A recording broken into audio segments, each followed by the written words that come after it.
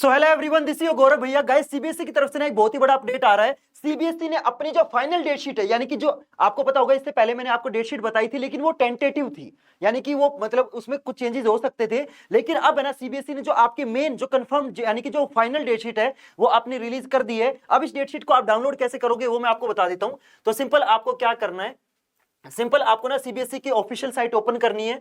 फिर इसके बाद आपको मेन वेबसाइट वाले ऑप्शन पे क्लिक करना है। और जैसे आप इसको स्क्रॉल करोगे ना, तो आप देख सकते हो जो पहला ऑप्शन है लेटेस्ट @CBSE, यानी कि जो लेटेस्ट अपडेट है ना वो यहाँ पे दिखते हैं। तो यहाँ पे आप देख सकते हो पहला ऑप्शन क्या है, date sheet for class 10th and 12th, यानी कि आपकी सीबीएसई ने इस साल की जो फाइनल डेट शीट है क्लास 10th की और 12th की, दोनों क्लासेस की जो डेट शीट है वो सीबीएसई ने रिलीज कर दी है। मैं आपको ना दिखा देता हूँ कि कौन कौन से डे पे कौन कौन सा पेपर होने वाला है। ठीक है, तो सबसे पहला पेपर होगा आपका 17 तारीख को। 17 फरवरी से आपके पेपर स्टार्ट हो रहे हैं। तो 17 फरवरी को जो पहला पेपर होगा that will be of mathematics. 17 तारीख को आपका मैथ का पेपर होगा। चाहे तुम्हारे पास बेसिक मैथ हो, चाहे तुम्हारे पास स्टैंडर्ड मैथ हो, इससे फर्क नहीं पड़ता। तुम्हारा जो पहला पेपर होगा वो आपका मैथमेटिक्स का होगा, और दोनों का होगा, मतलब बेसिक का भी होगा, स्टैंडर्ड का भी होगा। ठीक है, तो पहला पेपर 17 तारीख को आपका किस चीज का है, मैथमेटिक्स का है।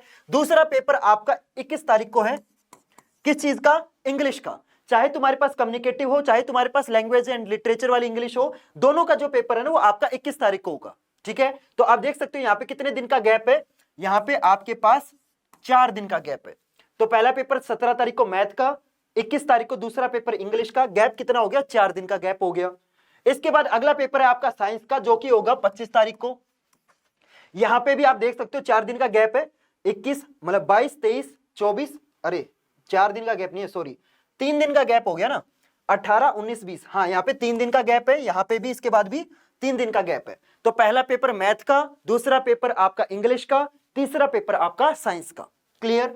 अगला पेपर है 27 तारीख को, किस चीज का, 27 तारीख को आपका जो पेपर होगा that will be of computer application, information technology या फिर आर्टिफिशियल इंटेलिजेंस। तो अगर आप में से किसी बच्चे ने एडिशनल सब्जेक्ट ले रखा है, ठीक है, अगर आपके पास ये कोई भी एडिशनल सब्जेक्ट नहीं है तो इस दिन आपकी छुट्टी हो जाएगी। लेकिन अगर आपके पास एडिशनल सब्जेक्ट होगा ना, मतलब चाहे तुम्हारे पास कंप्यूटर एप्लीकेशन हो, कुछ भी हो सकता है, तो अगर आपके पास एडिशनल सब्जेक्ट है, ठीक है, चाहे कंप्यूटर एप्लीकेशन हो, चाहे इंफॉर्मेशन टेक्नोलॉजी हो, इन तीनों में से कोई भी है, तो उसका पेपर आपका 27 तारीख को होगा।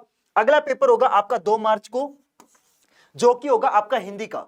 चाहे तुम्हारे पास कोर्स ए हो, चाहे कोर्स बी हो, दोनों का पेपर आपका 2 मार्च को होगा। ठीक है, तो 25 के बाद 27, एक दिन की छुट्टी।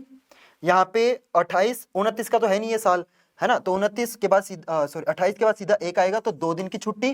क्लियर। इसके बाद अगला पेपर होगा आपका 7 मार्च को, जो कि किस चीज का होगा, एसएसटी का। 7 तारीख को आपका एसएसटी का पेपर है। Clear everyone. तो मैं एक बार है ना सारी डेट शीट अच्छे से दिखा देता हूं।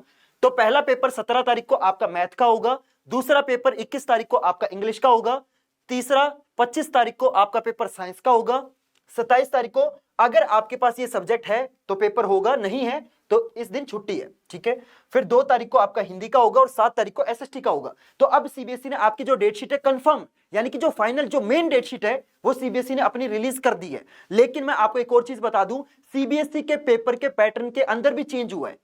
अभी तक मैंने आपको क्या बताया था कि सीबीएसई के पेपर, जो तुम्हारा फाइनल पेपर आएगा उसके अंदर जो कंपिटेंसी बेस्ड क्वेश्चन होंगे वो 50% होंगे। लेकिन अब सीबीएसई ने आपके फाइनल पेपर का पैटर्न फिर से चेंज कर दिया है, और ये सीबीएसई की ऑफिशियल न्यूज है। सीबीएसई ने अब क्या करा, तुम्हारे फाइनल पेपर के अंदर जितने भी आपके कंपिटेंसी बेस्ड क्वेश्चन है ना, उनका लेवल 50% से 80% कर दिया है। समझ रहे हो। अब भैया ये कंपिटेंसी बेस्ड क्वेश्चन कौन से होते हैं, तो मैं आपको बता देता हूं। तो जितने भी आपके नए टाइप के क्वेश्चन होंगे ना, ये जो कंपिटेंसी बेस्ड क्वेश्चन होते हैं, ये पूरे पेपर में 80% आएंगे। अब ये जो कंपिटेंसी बेस्ड क्वेश्चन होते हैं ना, ये बहुत अलग अलग टाइप के होते हैं।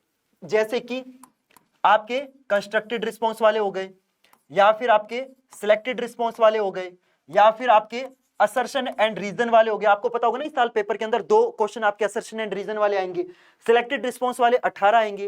कंस्ट्रक्टेड रिस्पॉन्स वाले अलग अलग सब्जेक्ट के अंदर अलग अलग क्वांटिटी है। जैसे मैथ के पेपर में मेरे ख्याल से जो कंस्ट्रक्टेड रिस्पॉन्स है वो शायद 22 क्वेश्चन है ना। तो आपके जो असर्शन एंड रीजन है ये भी आपके कंपिटेंसी बेस्ड क्वेश्चन में आते हैं।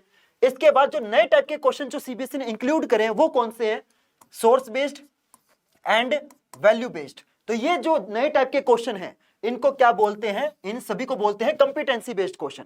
तो अब देखो दिक्कत पता क्या है, बहुत सारे बच्चे क्या करेंगे, डायरेक्ट ना एनसीईआरटी बुक से पढ़ने लग जाएंगे। जो तुम्हारी एनसीईआरटी बुक है, ये सारे क्वेश्चन आपके एनसीईआरटी बुक के अंदर है ही नहीं।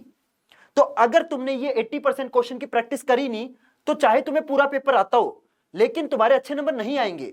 तो सिर्फ एनसीईआरटी पढ़ने से काम नहीं चलेगा। सिर्फ जो एनसीईआरटी होती है ना, वो सिर्फ सिलेबस को कंप्लीट करने के लिए है। तो मैं आपको रेकमेंड करूंगा कि प्लीज आप ये जो नए टाइप के क्वेश्चन है, इनकी प्रैक्टिस जरूर करना। सिर्फ सिलेबस पढ़ने से काम नहीं चलेगा। अगर आपको पता नहीं होगा कि मेरे फाइनल पेपर के अंदर किस टाइप के क्वेश्चन आने वाले हैं, तो तुम कैसे अच्छे नंबर लेके आओगे यार।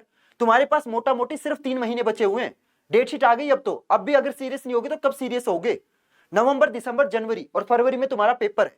तो मोटे मोटी तुम्हारे पास सिर्फ और सिर्फ 100 दिन बचे हुए हैं, और जो मेहनत तुम्हें करनी है इन 100 दिन के अंदर ही करनी है। समझ रहे हो मेरी बात? अब बहुत सारे बच्चे बोलेंगे कि भैया इन नए टाइप के क्वेश्चन हमें मिलेंगे कहां पे? तो मैं आपको एक ऐसी बुक रेकमेंड करता हूं, जब मैं खुद 10th क्लास में था ना, तो उस सेम बुक से मैं भी पढ़ा था। That is this Oswal sample paper. और मैं आपको लिख के दे रहा हूं, मार्केट में इससे बढ़िया सैंपल पेपर आपको मिलेंगे ही नहीं। जितने भी आपके नए टाइप के क्वेश्चन है, सारे के सारे क्वेश्चन आपको इस बुक के अंदर दिए हुए हैं। चाहे तुम्हारे कंस्ट्रक्टेड रिस्पांस वाले हो, सिलेक्टेड रिस्पांस वाले हो, असर्शन एंड रीजन हो, वैल्यू बेस्ड हो, चाहे तुम्हारे सोर्स बेस्ड हो, और इनफैक्ट चाहे तुम्हारे प्रीवियस ईयर क्वेश्चन हो। जितने भी आपके इंपॉर्टेंट क्वेश्चन है, जितने भी आपके नए टाइप के क्वेश्चन है, सब कुछ आपको इन बुक के अंदर गिवन है। और आप देख सकते हो मेरे पास यहाँ पे साइंस की सैंपल पेपर भी है और मेरे पास मैथ के सैंपल पेपर भी है।